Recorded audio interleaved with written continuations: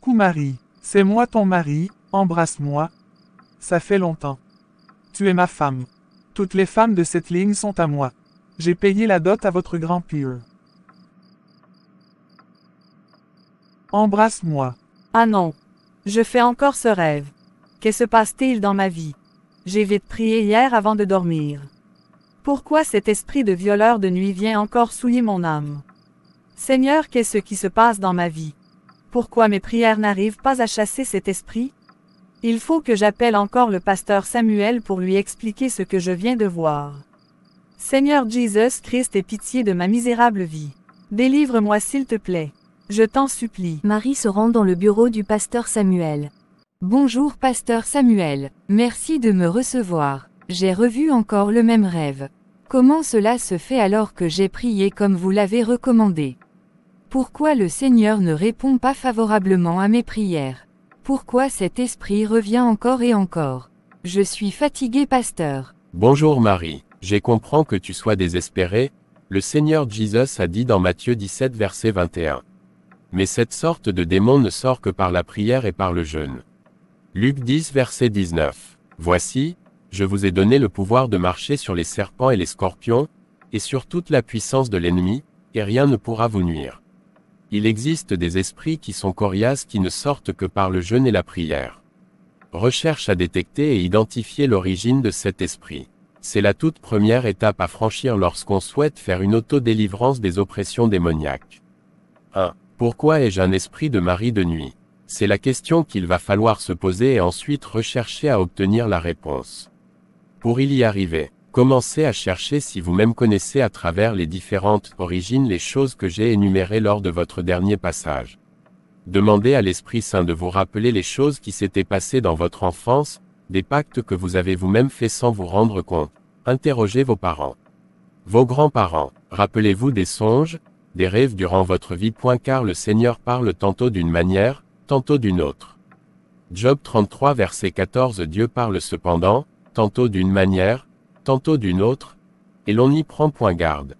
Il est écrit aussi dans Jérémie 33 verset 3, Invoque-moi, et je te répondrai, je t'annoncerai de grandes choses, des choses cachées, que tu ne connais pas.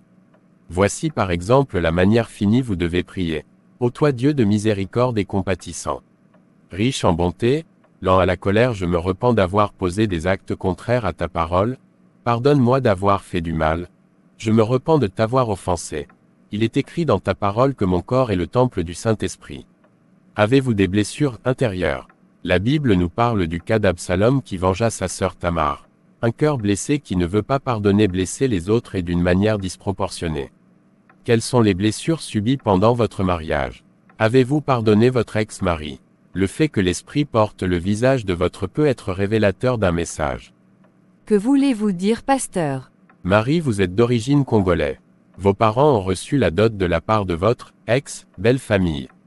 Oui pasteur, c'est exact, mes parents avaient reçu la dot de $150. Dans le monde spirituel vous êtes toujours sa femme, voilà pourquoi l'esprit porte le visage de votre ex-mari. Administrativement vous êtes divorcé mais pas coutumièrement, je vous conseille de rendre les $150 à votre ex-époux ou à un membre de sa famille. Faites cela avant d'entamer les 3 jours de jeûne et de prière. Pasteur, ce matin à mon réveil le Saint-Esprit m'avait convaincu de le faire. J'ai effectivement appelé Henri, il a refusé le remboursement de la dot. Je lui ai proposé de rendre même à sa sœur. Il a refusé. Que dois-je faire dans ce cas pasteur? Dans ce cas précis, je vous propose d'amener les $150 à l'église. Nous allons prier et le Seigneur vous libérera. J'ai sur moi la somme de $150. Puis-je vous le remettre afin que cette histoire soit de régler cette histoire une fois pour toutes? Le refus de l'ex-mari de récupérer la dot prouve qu'il n'a pas la volonté de libérer la sœur. Le pasteur décide symboliquement de récupérer la dot, il prie, déclare la fin du mariage coutumier, désormais Marie est divorcée administrativement et coutumier. Merci pasteur. La guérison des blessures est également un important processus dans l'obtention définitive de la délivrance, elle nécessite essentiellement 2 choses. 1. Reconnaître ses blessures et pardonner à l'offenseur. Ces actions nécessitent que vous cheminiez physiquement vers l'offenseur, à cause de la distance, Appelez-le au téléphone pour vous libérer du fardeau dont le diable se sert pour vous déstabiliser. Le Seigneur Jésus-Christ dit, « Le diable vient, il n'y a rien de lui en moi. » Oui, pasteur, j'ai déjà appelé Henri, je lui ai demandé pardon de tout ce qui s'est passé durant notre mariage. Je te suggère de prendre 3 jours de jeûne et de prière. Le jeûne accompagné de prière est une arme puissante pour sortir des oppressions démoniaques, cependant ils peuvent être sans résultat s'ils sont mal pratiqués. J'imagine d'ores et déjà que vous avez compris les contours de la manifestation de ces démons dans la vie humaine. 2. Vous avez fermé les portes qui donnent accès à cet esprit, par conséquent renié l'héritage de cette adoration familiale. Vous avez fait la paix avec le Seigneur Jésus, vous êtes en paix avec les personnes qui vous ont blessé. Vous êtes convaincu que le Seigneur Jésus vous a revêtu de ses armes spirituelles, dans le cas contraire ne vous y engagez pas parce que les démons reviendront vous oppresser. Yasmine, une de mes filles spirituelles, m'a appelé la semaine dernière de la Côte d'Ivoire. Elle me dit, papa, j'ai échoué dans la conservation de ma délivrance, après m'être abstenu des relations sexuelles hors mariage. Je suis retombé maintenant, c'est devenu pire qu'avant. Quand je rêve que je couche avec un homme, je sens ça sur mon corps. J'ai sens des douleurs. Il est écrit, Matthieu 12 versets 43 à 45. Lorsque l'esprit impur est sorti d'un homme, il va par des lieux arides, cherchant du repos, et il n'en trouve point. 44, alors il dit, je retournerai dans ma maison d'où je suis sorti.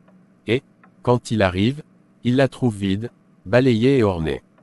45, il s'en va, et il prend avec lui 7 autres esprits plus méchants que lui, ils entrent dans la maison, s'y établissent, et la dernière condition de cet homme est pire que la première. Il en sera de même pour cette génération méchante. En allant à la conquête de votre délivrance, fermez toutes les portes du doute car l'ennemi risque de s'en servir pour empêcher votre délivrance. Ayez la conviction que le Seigneur Jésus vous fera obtenir la délivrance à la suite de cette retraite spirituelle. Merci de m'avoir accordé de votre temps. Dans votre planning, mettez 3 jours de jeûne et de prière où vous vous coupez du monde et de vos habitudes telles que la télévision, les réseaux sociaux, le téléphone pour écouter ou regarder les vidéos relatives à la prière et la prédication. Mettez votre téléphone en mode avion pour éviter une quelconque notification de vos appels, conversation inutile que le diable pourra s'en servir pour vous déconcentrer. Prenez une chambre à l'hôtel, n'oubliez pas de la sanctifier avant de vous y installer. Dans le cas où vous êtes dans l'incapacité de vous éloigner de votre habitation ou de votre famille, restez à la maison en étant captivé par votre objectif. Merci beaucoup, pasteur. C'est tout pour cette vidéo. Abonnez-vous à notre chaîne. Activez la cloche de notification pour ne manquer aucune de nos vidéos. Partagez cette vidéo à vos proches, vos amis afin de libérer les captifs que Satan détient prisonniers. Demeurez bénis et délivrés dans le nom du Seigneur Jésus-Christ notre Seigneur.